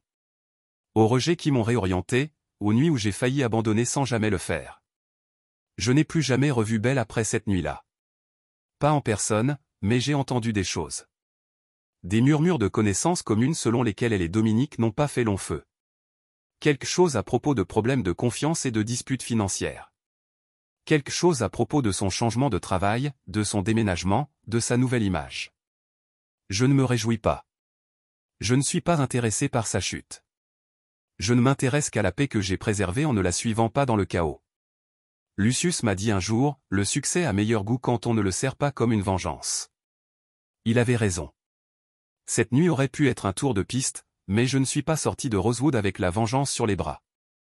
J'en suis sorti plus léger, comme quelqu'un qui a cessé d'essayer de prouver sa valeur à quelqu'un qui avait déjà vendu le ticket de caisse. Les gens demandaient-moi maintenant ce qui a changé. Ils voient la croissance, la fermeté, la confiance, le calme, et je leur dis la vérité. Rien n'a changé. J'ai juste arrêté de rapetisser. C'est ce dont personne ne parle. Combien de fois nous nous comprimons pour nous adapter à des relations, des emplois, des espaces qui n'ont pas été conçus pour nous. Nous nous rendons digestes, plus faciles, plus agréables. Jusqu'au jour où, en nous regardant dans le miroir, nous ne reconnaissons pas ce que nous avons dilué. Mais maintenant, j'y apparais entière, épanouie. Et si l'espace n'est pas fait pour moi, je pars et j'en trouve un autre. Ou je le construis moi-même. J'ai vu des gens passer devant la fenêtre de Rosewood et s'arrêter une seconde, curieux, remarquant l'éclat intérieur. Parfois, ils me reconnaissent, parfois non. Peu importe. Je ne suis pas ici pour la reconnaissance. Je suis ici parce que cet endroit m'a vu devenir quelqu'un dont je peux enfin être fier. Il y a quelque chose de poétique dans la routine, dans le fait de revendiquer un espace à répétition jusqu'à ce qu'ils reconnaissent votre présence comme un battement de cœur. La table 7e connaît. Chaque courbe la chaise, chaque goutte de vin, chaque assiette que Marcelo m'a envoyée sans me demander mon avis, car il savait que je lui faisais confiance. Cette table se souvient des jeudis soirs où j'arrivais, épuisé, caché derrière mon col. Des nuits où je regardais par la fenêtre, incertaine de l'importance de mes actions. Et maintenant, elle l'est. Maintenant, cette table m'écoute quand je parle d'idées qui ne sont pas seulement réalisables, mais en mouvement. Maintenant, cette table entend les rires, les propositions commerciales, les rêves qui s'expriment à voix haute. La dernière fois que j'ai amené Miles ici, il m'a dit, « Oncle Dan, je veux ma propre table un jour. » Je l'ai regardé et j'ai dit, « Alors continue à construire en silence. Laisse-les rire. Laisse-les douter. » Il a hoché la tête et c'était suffisant. Rosewood a maintenant une liste d'attente. Plus que 6 mois. Si vous voulez une place de choix le week-end, je n'appelle pas pour éviter la file d'attente. Je ne me fais pas remarquer. Je n'y suis pas obligé. Mon nom n'est pas sur le mur, mais il est présent dans les gestes. Dans la façon dont Armando sert le vin avant que je le demande. Dans la façon dont Marcelo m'envoie toujours un avant-goût du plat du jour avant de l'ajouter au menu. Dans la façon dont Balthazar demande trop d'agrumes comme s'il était encore en train d'apprendre, d'essayer. J'aime ça. Je veux toujours être entouré de gens qui essaient. Encore, parce que c'est ce qui m'a construit. Ni le talent, ni la chance, juste essayer. Encore et encore, jusqu'à ce que le silence cède la place à quelque chose de plus fort, de permanent. Il y a un étrange réconfort à savoir que Belle n'a plus jamais eu de réservation ici. Lucius l'a mentionné en passant un soir autour d'un expresso. Il a dit qu'elle avait appelé une fois, puis de nouveau utilisé le nom d'une amie, et qu'elle n'avait toujours pas réussi à entrer. Ça m'a fait sourire, non pas parce qu'elle avait échoué, mais parce qu'elle a finalement compris. Certaines tables ne sont pas consacrées à la nourriture, mais à l'épanouissement. Et si l'on ne respecte pas le voyage, on n'a pas de place à la fête. On a l'air différent, car elle ne parlait pas seulement de physique. Elle représentait tout.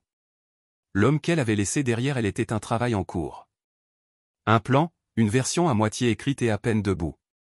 Mais cet homme, cette version de moi, il ne courait plus après le potentiel. Il était là. De retour dans la cuisine, Marcelo était penché sur un long comptoir en inox, désignant d'un geste un jeune pâtissier aux yeux brillants et aux doigts poudrés. Un parfum de cardamome et de lemon curde emplissait l'air. Je suis entré et ils ont tous deux levé les yeux. Va, notre consultant en saveur, a souri Marcelo. Allez, allez, il faut absolument que tu goûtes le safran. Balthazar a ajouté une touche de sésame, comme tu l'as mentionné le mois dernier. J'ai souri et j'ai pris l'assiette offerte, en arrachant un petit morceau et en le laissant reposer sur ma langue. C'était audacieux, complexe, juste un peu sauvage, comme quelque chose. Cela ne devrait pas fonctionner avant le cas. Mieux, dis-je, hochant la tête vers Balthazar. Mais gardez le sésame ancré. Le griller plus longtemps, il rayonna. Jeune, affamé, le genre d'enfant que j'étais avant que le monde ne m'apprenne à baisser ma voix dans la pièce. Avant que j'apprenne à survivre d'être sous-estimé. Lucius est apparu près de la porte arrière, les bras croisés, sirotant une tasse d'espresso comme il était propriétaire de la nuit. Il l'a probablement fait. Votre ex avait l'air d'avoir vu un fantôme, a-t-il dit, la voix décontractée. Plus comme un miroir, j'ai répondu. Il rit. Vous aviez toujours une meilleure façon avec les mots. J'ai haussé les épaules. Pas vraiment. J'ai finalement cessé de m'expliquer à des gens qui n'écoutaient pas. Marcelo m'a applaudi dans le dos. Vous venez au lancement soft la semaine prochaine? Ne le manquerez pas. Il se tourna vers sa cuisine et Balthazar plonge dans une nouvelle idée. Je les ai regardés un instant, me sentant plus à l'aise dans ce chaos chaud que jamais dans le silence poli que Belle avait envie. Lucius pencha la tête vers la salle à manger. Toi sortir. Je n'ai pas à le faire, mais tu veux. J'y ai pensé, puis j'ai hoché la tête parce qu'une partie de moi l'a fait. Pas pour le drame, non pour la validation, mais pour la fermeture. Je suis revenu lentement, entrant dans la lueur de la salle à manger comme si je revenais d'un endroit plus profond qu'une cuisine. Leur table était silencieuse maintenant. L'énergie a changé. Dominique avait l'air fatigué, confus, le genre d'homme qui a réalisé trop tard que le statut ne peut pas vous protéger d'être le deuxième meilleur. Belle tenait son sac comme si elle ne savait pas si elle devait rester ou courir. Le chèque est venu.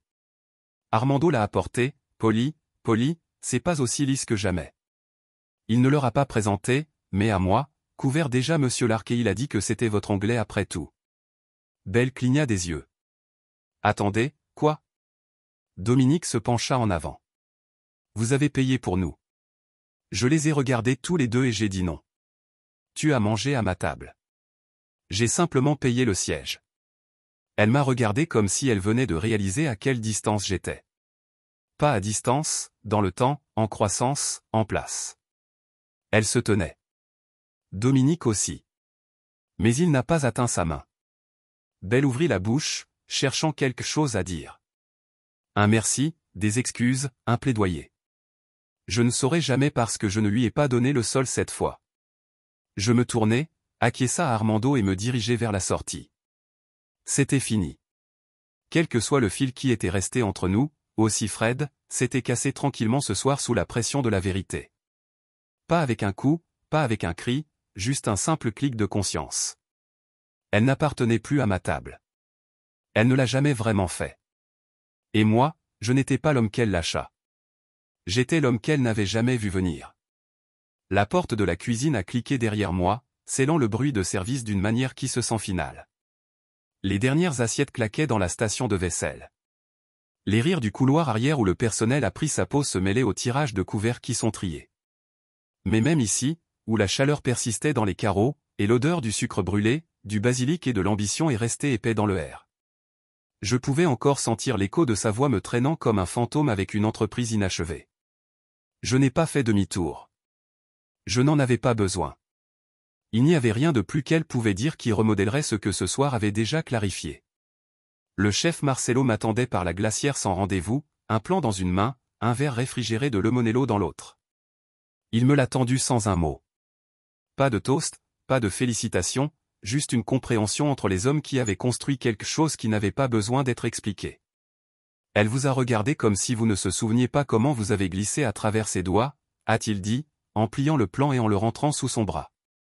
Elle ne m'a jamais tenu assez longtemps pour savoir ce qu'elle avait, j'ai répondu. Un espace privé s'est clos du chaos organisé du restaurant où les offres ont été ancrées, des secrets renversés et la fortune se tournait souvent en une seule soirée. Il sentait le cuir, le cèdre et l'huile d'agrumes, un espace masculin propre avec de longs rideaux en velours, un éclairage discret et une table en acajou personnalisée en son centre que j'avais commandé à partir d'un artisan local que j'ai encadré. Marcelo a tapé le mur où un nouveau casier à vin contrôlé par le climat avait été installé. Nous appelons cela le coffre-fort, a-t-il dit. Personne ne touche cette sélection mais toi, Lucius et moi. J'ai hoché la tête. C'est parfait. Vous êtes bon dans ce domaine, a-t-il ajouté. Pas seulement l'entreprise, l'espace, la sensation. J'ai appris il y a longtemps que si la pièce ne vous respecte pas, changez la pièce ou en construisez une nouvelle. Exactement. Il m'a laissé là-bas, me laissant marcher dans la pièce par moi-même. J'ai bougé lentement, traînant mes doigts sur le bord de la table, mon reflet s'évanouit dans le boîtier en verre du casier à 20. Ce n'était pas là que le vieux moi a jamais imaginé que je serais. En faire, même la version de moi belle mariée n'aurait pas cru cet avenir. À l'époque, j'étais un homme essayant de prouver qu'il appartenait à des pièces comme celle-ci. Maintenant, je n'apparaissais pas seulement, je les ai façonnées. Je suis sorti de la suite et je suis retourné à la cuisine où Balthazar plaquait son dernier essai de dessert. Il leva les yeux en passant. Au bon travail ce soir, lui dis-je. Laissez le safran se reposer plus longtemps la prochaine fois et échanger la feuille de menthe contre le basilic. C'est Boulder. Son sourire s'étira l'oreille à l'oreille. Vous l'avez. Lucius est apparu à nouveau près du col, me regardant comme un homme qui avait vu toute l'arche se dérouler à distance. Il n'a pas parlé avant de sortir dans l'allée derrière Rosewood, où l'air du soir était plus frais, plus silencieux, avec le parfum de pluie qui n'était pas encore tombé. Se sent différent, n'est-ce pas, il a demandé. Mais qu'est-ce que ce genre de silence? Je l'ai regardé. Il n'était pas tort. Pendant des années, le silence signifiait l'échec. Cela signifiait attendre une réponse qui n'est jamais venue. Un email sans réponse. Un terrain qui s'est éloigné avant que quiconque ne s'entende à l'entendre. À l'époque où j'étais avec Belle, le silence était un ennemi. Quelque chose qui a fait le doute. L'immobilité entre les emplois. La pause entre les chèques de paie. Les longues nuits se demandant si mon rêve n'était que du bruit que je pouvais entendre. Mais maintenant le silence se sentait gagné. C'était l'immobilité des choses qui se mettent en place. Lucius a allumé une cigarette, m'en a offert une. J'ai secoué la tête. Je n'ai pas fumé dans 6 ans. Vous avez changé. Alors il ne cesse de me le dire. Elle ne savait pas de qui elle était assise en face. Moi non plus, ai-je dit. Pas complètement. Pas avant ce soir. Il exhala un flux de fumée vers le ciel, le regardant se dissiper. Elle sait maintenant. Je ne pense plus que cela compte. Il n'a pas discuté. J'ai vérifié mon téléphone pour la première fois toute la nuit. Quelques appels manqués de clients. Un de mes mails de neveu. Demandez si je venais toujours à sa présentation de plan d'affaires la semaine prochaine. J'ai souri. De toutes les choses que j'avais construites, le mentorat était le plus solide. Non pas parce que c'était un héritage, mais parce que la croissance a été transmise sans égaux. Lucius et moi avons reculé à l'intérieur et je me dirigeais à nouveau vers le rez-de-chaussée. La plupart de la foule s'était éclaircie. Quelques couples persistants nichés dans les coins. Serveur de réinitialisation des tables pour demain. Ma table avait déjà été effacée, nettoyée, restaurée à son état de repos. Mais de l'autre côté de la pièce, Belle et Dominique étaient toujours là, toujours assis. Le vin avait disparu. Le bourdonnement de la ville était plus doux lorsque vous êtes sorti d'un endroit comme du Palissandre. C'était comme passer d'un monde dans un autre, où le bruit n'était pas seulement de la circulation ou des cornes de fin de nuit, mais l'expiration silencieuse de tout ce que vous teniez à l'intérieur. L'air portait le parfum de l'ancienne ambition, de qui je devais être pour survivre à ces premières années. Et maintenant, il portait autre chose. L'arrière-goût d'une nuit où tout ce qui est sans parler avait finalement parlé de lui-même. Mais même si je marchais quelques pas sur le trottoir, quelque chose m'a fait faire une pause. Pas pour Belle, pas pour Dominique, pour moi. Je me suis retourné lentement, de la même manière que vous pourriez contourner pour m'assurer que la porte que vous avez fermée ne s'ouvre pas à nouveau derrière vous. Je n'étais pas inquiet que ce soit le cas. Je voulais juste le voir. Sentez le poids de la scène finale avec les 2 pieds plantés à travers le verre. Je pouvais les voir encore assis. Belle se pencha en avant sur la table, les coudes pliés, les mains se rassemblaient comme si elle se stabilisait elle-même. Dominique avait l'air vérifié, sa mâchoire, les épaules rigides. Ce masque fragile était quand ils se rendent compte qu'ils ont perdu quelque chose pour lequel ils ne savaient pas qu'ils étaient censés participer. Armando, prêt et précis comme toujours, s'approcha de leur table avec le projet de loi. Il l'a transporté comme une déclaration de clôture. Pas précipité, pas dramatique, juste délibéré. J'ai regardé la façon dont Dominique réagissait en premier. Il a atteint son portefeuille avec la vitesse de quelqu'un désireux de récupérer un ruban de contrôle. Payer était d'affirmer sa version de Wort, sa présence à cette table. Mais quand Armando a placé le contrôle, il ne l'a pas mis devant Dominique. Il passa devant leur table, devant la pièce maîtresse, devant le bord du contrôle, et s'arrêta devant moi. Déjà couvert, Monsieur Larquin, a-t-il dit en douceur, la voix a lancé juste assez haut pour que les mots se portent derrière lui. C'est votre anglais après tout. J'ai baissé les yeux sur le dossier en cuir, non autre. Familier.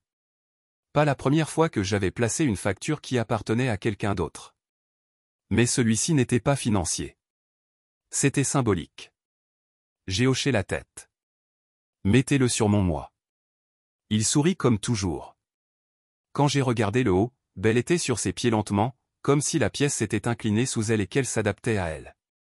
Moi et la femme qui m'ont dit une fois que j'étais trop émotif pour diriger quelque chose de plus grand qu'un petit projet se tenaient maintenant dans une pièce où je n'ai pas conduit, j'ai organisé. Je ne savais pas, elle a dit tout cela. J'ai hoché la tête. Je sais. Je veux dire, tu étais tellement différent quand nous étions ensemble. Non, j'ai répondu stable. J'étais la même.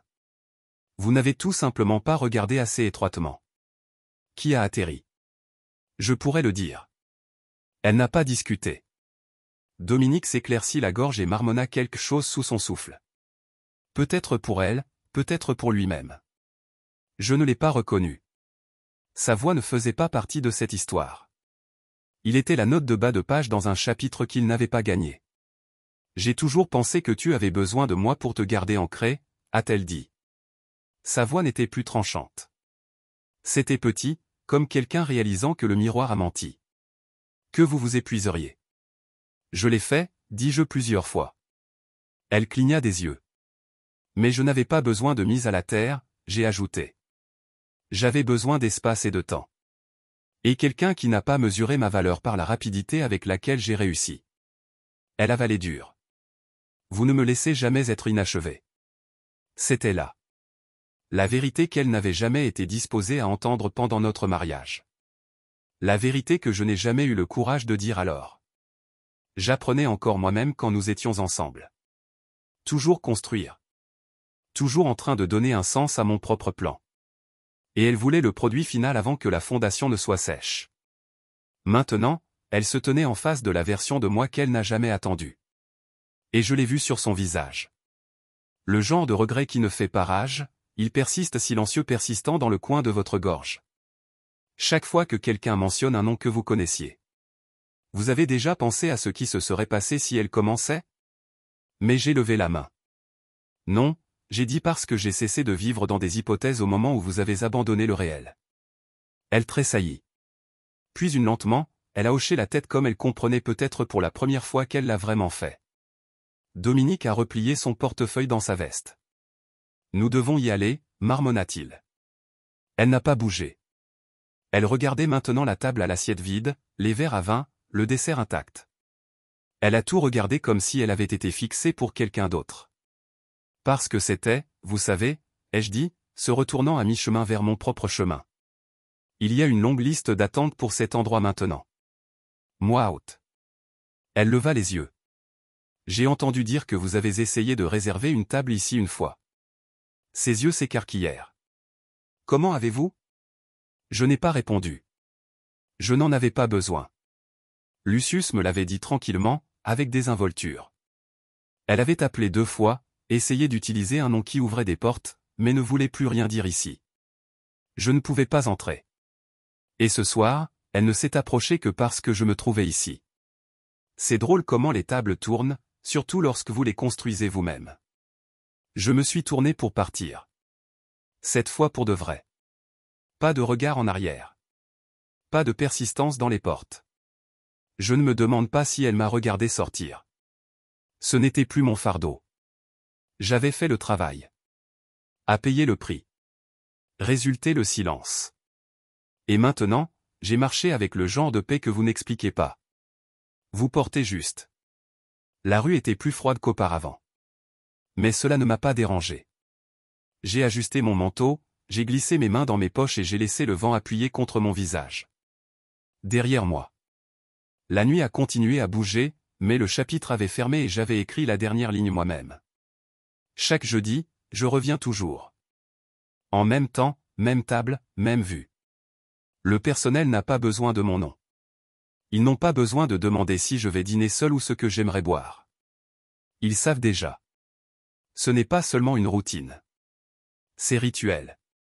Une sorte de communion tranquille entre moi et la version de moi-même qui était assise ici en espérant que quelque chose prendrait enfin racine.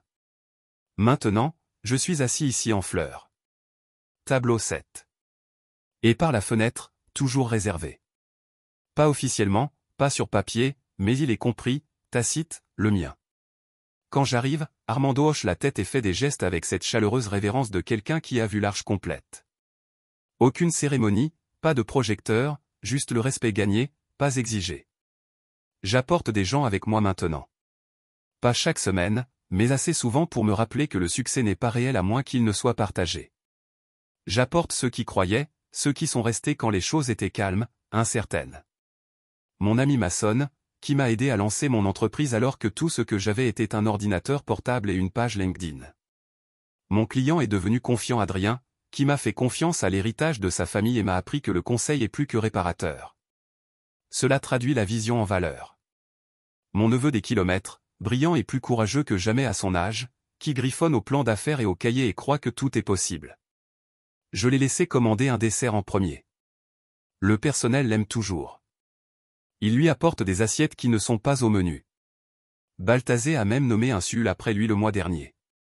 Lul Miles pouvait presque pleurer. Je lui ai dit que le vrai pouvoir n'était pas dans le nombre de personnes qui vous servent, mais dans combien vous inspirez. Il apprend, regarde, pose de bonnes questions. Jeudi dernier, il m'a demandé, Oncle Dan, pourquoi vous asseyez-vous à la même table à chaque fois? J'ai souri.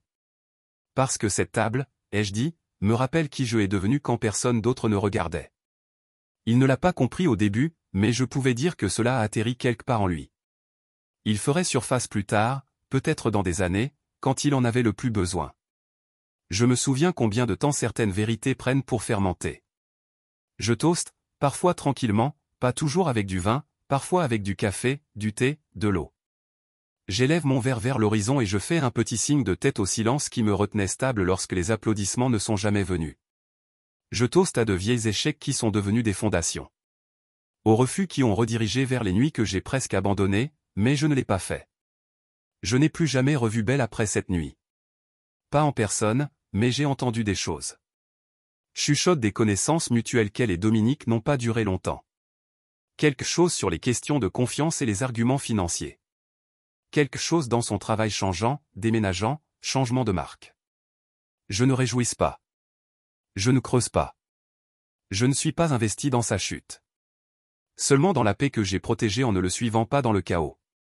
Lucius m'a dit une fois, le succès a meilleur goût lorsque vous ne le servez pas de vengeance. Il avait raison. Cette nuit-là aurait pu être un tour de victoire, mais je ne suis pas sorti de Rosewood portant une vengeance. Je suis sorti plus léger, comme quelqu'un qui a cessé d'essayer de prouver sa valeur à quelqu'un qui avait déjà vendu le reçu. Les gens me demandent maintenant ce qui a changé. Je vois la croissance, la firme, la confiance, le calme, et je leur dis non. Compressez-nous pour s'adapter à des relations, des salles qui ne sont pas construites avec notre forme. Glow à l'intérieur. Je ne suis pas là pour la reconnaissance. Je suis ici parce que cet endroit m'a vu devenir quelqu'un dont je peux enfin être fier. Il y a quelque chose de poétique dans la routine, de revendiquer un espace à plusieurs reprises jusqu'à ce qu'ils connaissent votre présence comme un battement de cœur. Le tableau 7e connaît. Chaque courbe de la chaise, chaque goutte de vin, chaque assiette que Marcelo a envoyée sans demander parce qu'il savait que je lui ferais confiance. Cette table se souvient des jeudis soirs que je suis entré avec l'épuisement caché derrière mon col. Les nuits où j'ai regardé par la fenêtre, ne savant pas si je faisais compte. Et maintenant c'est le cas. Maintenant, ce tableau écoute lorsque je parle d'idées qui ne sont pas seulement possibles, elles sont en mouvement. Maintenant, cette table entend des rires, des propositions commerciales, des rêves autorisés à exister à haute voix. La dernière fois que j'ai apporté des kilomètres ici, il a dit, « Oncle Dan, je veux un jour ma propre table. » Je l'ai regardé et j'ai dit, « Continuez à construire tranquillement. Laissez-les rire. Laissez-les douter. Continuez à construire. » Il a hoché la tête et c'était suffisant. Rosewood a une liste d'attente maintenant. 6 mois. Plus si vous voulez des sièges de premier ordre un week-end. Je ne fais pas d'appel pour sauter la ligne. Je ne tire pas de rang. Je n'ai pas à le faire. Armando met le vin avant que je ne demande. Balthazar demande trop d'agrumes comme il apprend toujours. Ça m'a fait sourire, non pas parce qu'elle a échoué, mais parce qu'elle enfin compris. Certaines tables ne sont pas une question de nourriture, ils deviennent de devenir. Et si vous n'avez pas respecté le voyage, vous n'obtenez pas de siège à la célébration.